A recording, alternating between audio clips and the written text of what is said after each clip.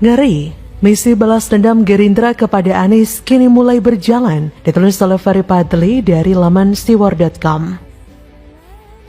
Kata kader Gerindra semuanya, kalau ingat Anies, ingat 2017 bagaimana kami semua berkorban, kami semua berjuang, kami semua mempertaruhkan semuanya turun di Jakarta untuk memenangkan Anies, itu di RT-RT, itu di kampung-kampung di Jakarta, dan saya masih ingat sekitar 2.200 anggota DPR Kabupaten, Kota, Provinsi, DPR RI se-Indonesia kami turunkan di Jakarta untuk memenangkan Anies ketika itu. Dan itu yang mereka ingat. Hari ulang tahun TNI, nanya Nasdem. Dan pada semua saya katakan, saya tidak ingin menjadi bagian dari orang-orang yang mengkhianati Pak Prabowo. Saya sampaikan pada semua. Padahal kader-kader Gerindra nih Bang Mustafa, gergetan loh, ya, berjuang habis-habisan.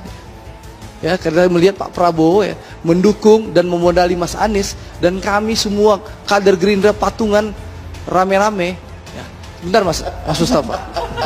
Dan mohon maaf ya, ini kami ya yang di bawah. Ternyata Mas Anies pun maju, itu hak beliau. Kami menghormati. Tapi Mbok ya etika ngomong ke Pak Prabowo, tapi nggak dilakukan. Tapi sudahlah. Ini adalah bentuk inkonsistensi dari seorang Anies. Jadi sebetulnya tidak ada yang aneh bahwa konsistensi dari seorang Anies adalah sifat inkonsistensinya dia. Itu yang paling konsisten. Karena melihat dari rekam jejaknya, diketahui Anies berambisi ingin jadi presiden. Memang sudah sejak lama. Yang mana kala itu 2013, ia ikutan konvensi Capres Demokrat. Tapi mirisnya, Anies yang awalnya ingin diusung oleh Demokrat, malah jadi jubir lawan Capres yang diusung oleh Demokrat. Nah, ketika Anies ikutan JK yang waktu itu jadi cawapres Jokowi, ia malah menjelek-jelekan Prabowo. Ia pernah mengatakan ada kepentingan asing di balik pencapresan Ketua Umum Partai Gerindra itu. Anies juga pernah menuduh Prabowo didukung oleh mafia.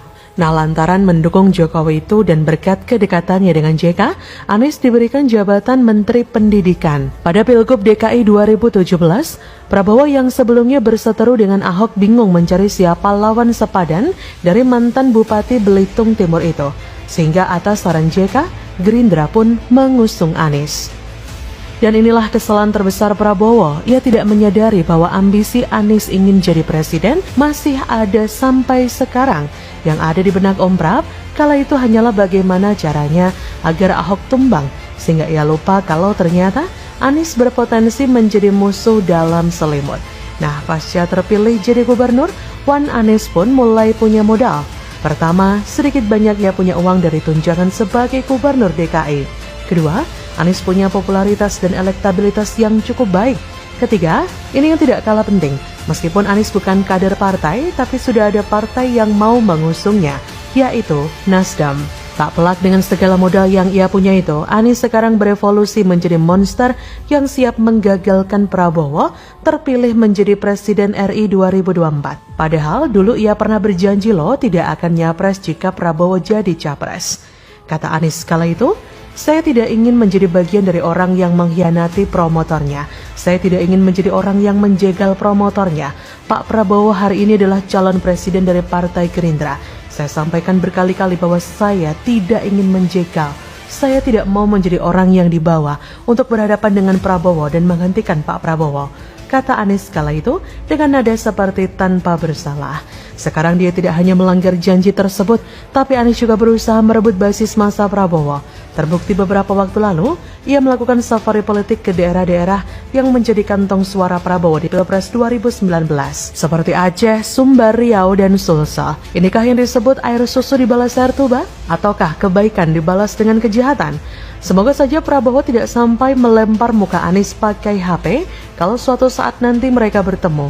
Hanya saja kalau melihat apa yang terjadi saat ini, kader Gerindra tidak tinggal diam bosnya diperlakukan tidak baik oleh Anies. Mereka juga secara diam-diam menjalankan misi balas dendam atas pengkhianatan Wan Anies terhadap Prabowo. Lantas bagaimana caranya? Ya tentu saja dengan berusaha menggagalkan pencapresan Anies. Sebagaimana kita ketahui bahwa akhir-akhir ini Gerindra berusaha untuk mengajak PKS berkoalisi lagi, seperti yang diungkapkan Wakil Ketua Umum partai itu, Fadlizon, beberapa waktu lalu. Ia berkata dengan nada penuh harap, "Dari dulu saya juga akrab dengan Sekjen PKS Abu Bakar Al-Habsyi. Pertanyaannya mudah-mudahan kita Gerindra PKS bisa bergabung lagi bersama-sama." Sementara Sekjen Gerindra Ahmad Muzani juga mengatakan meskipun partainya saat ini masih tercatat sebagai pengusung pemerintah, tapi tetap membuka peluang kerjasama dengan partai di luar pemerintah seperti PKS. Lucunya, PKB ikut-ikutan mengajak PKS gabung ke koalisi PKB dan Gerindra. Entah apakah ajakan dari PKB itu dilakukan karena disuruh oleh Prabowo ataukah inisiatif sendiri? Pertanyaannya, kenapa yang dilakukan Gerindra untuk menggagalkan pencapresan Anies malah dengan mengajak PKS bergabung bersama mereka? Karena kalau Nasdem dan Demokrat saja yang mengusung Anies masih nggak memenuhi syarat ambang batas presidensial threshold 20%. Dengan begitu muaranya Anies tidak memenuhi syarat jadi capres, sehingga ia gagal jadi capres beneran. Ajakan Gerindra ini sebenarnya peluang bagi PKS untuk menyodorkan kadernya, Aher, sebagai cawapres Prabowo. Sebagaimana kita tahu bahwa sebelumnya si Aher ini diusulkan untuk jadi cawapres Anies, tetapi ditolak melulu oleh Nasdem dan Demokrat. Sedangkan kalau disodorkan ke Prabowo, sudah barang tentu ex-mantan Danjen Kopassus itu mau. Kenapa? Karena yang ada di benak Om Prat bukan lagi soal bagaimana caranya berkuasa, tapi lebih kepada bagaimana caranya dendamnya kepada Anies yang telah mengkhianatinya dibayar tuntas. Dan indikator dendam sudah dibayar tuntas itu adalah Anies gagal jadi capres. Itu saja. Bagaimana menurut Anda?